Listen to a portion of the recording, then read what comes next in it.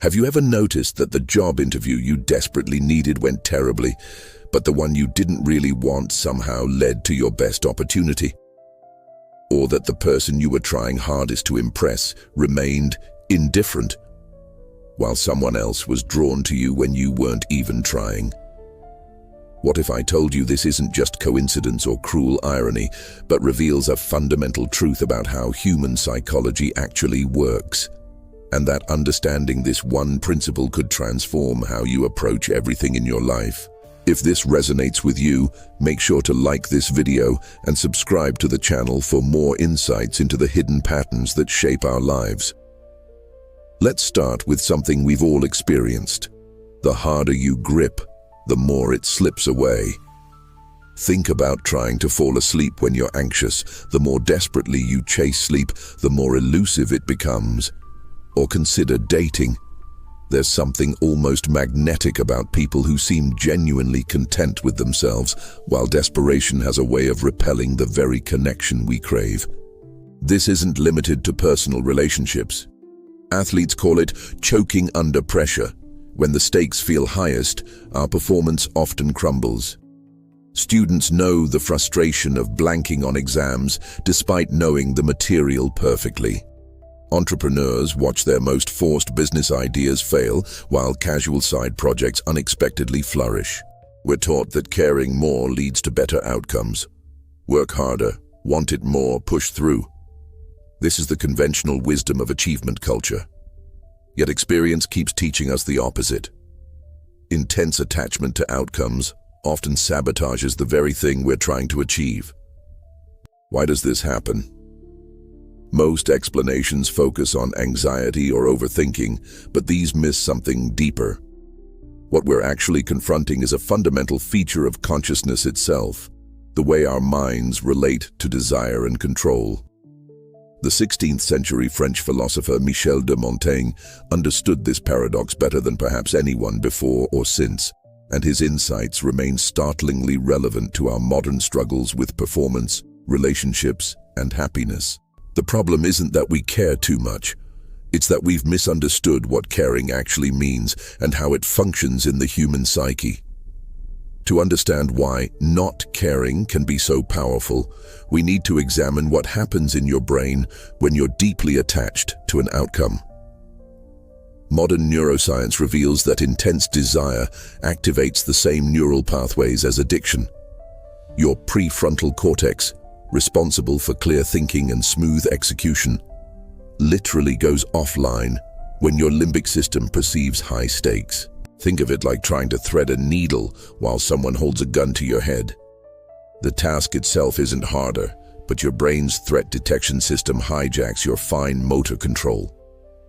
This is why public speakers who desperately want to impress often forget their words, while those who approach it as just sharing something interesting flow naturally. But there's something even more profound happening here. Psychologists have identified what they call the paradox of control. The more desperately we try to control outcomes, the more chaotic our experience becomes. It's like trying to smooth water by pressing on it harder. The very effort creates the turbulence we're trying to eliminate. From an evolutionary perspective, this makes sense. Our ancestors who survived were those who could read situations accurately and respond flexibly. Rigid attachment to specific outcomes would have been deadly when facing an unpredictable predator or changing weather patterns. The capacity to hold goals lightly while staying alert to emerging possibilities was a survival advantage. Montaigne intuited this centuries before neuroscience could explain it. He observed that his best essays flowed when he stopped trying to write great essays and simply followed his curiosity. His most profound friendships developed when he stopped performing friendship and started being genuinely himself. He noticed that happiness emerged not when he chased it directly, but when he engaged fully with whatever life presented. This isn't about becoming passive or indifferent. What Montaigne discovered was the difference between caring about something and being enslaved by the outcome. One allows for presence and skill. The other creates internal chaos that undermines our abilities. Here's where Montaigne's insight becomes revolutionary. What we call not caring isn't actually indifference. It's a more sophisticated form of engagement. When you stop being attached to outcomes, you become available to reality as it actually is, rather than reality as you need it to be. Imagine a master chef preparing a meal. They care deeply about creating something beautiful, but they're not attached to any specific vision of what that meal must become. If the fish at the market isn't fresh, but the vegetables are exceptional, they pivot. If a sauce breaks, they might discover an even better approach. Their caring is alive and responsive, not frozen around a predetermined outcome. This is what Montaigne called learned ignorance. The wisdom of holding our goals and beliefs lightly enough that we can respond to what's actually happening rather than what we think should be happening. It's the difference between white-knuckling through life and dancing with it. The counterintuitive truth is that this kind of caring is actually more effective, not less. When you're not desperate for approval, you can listen more carefully to what someone actually needs. When you're not forcing a creative project, you can notice the organic direction it wants to go. When you're not clinging to how your career should unfold, you can recognize unexpected opportunities. But here's what trips people up. This isn't about manufacturing fake indifference or using not caring as a manipulation strategy. The paradox only works when the release is genuine. You can't trick your nervous system into relaxation. It has to be real. This is why Montaigne spent so much time studying himself. He needed to understand his own patterns of attachment before he could genuinely let them go. What makes this profound rather than just practical is that it reveals something essential about the nature of consciousness itself. We are not separate from life, trying to control it from the outside. We are expressions of life itself.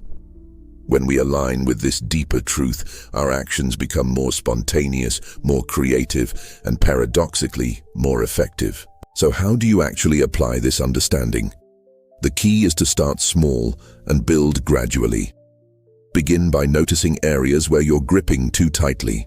Maybe it's checking your phone obsessively for responses to a text, or rehearsing a conversation over and over in your head.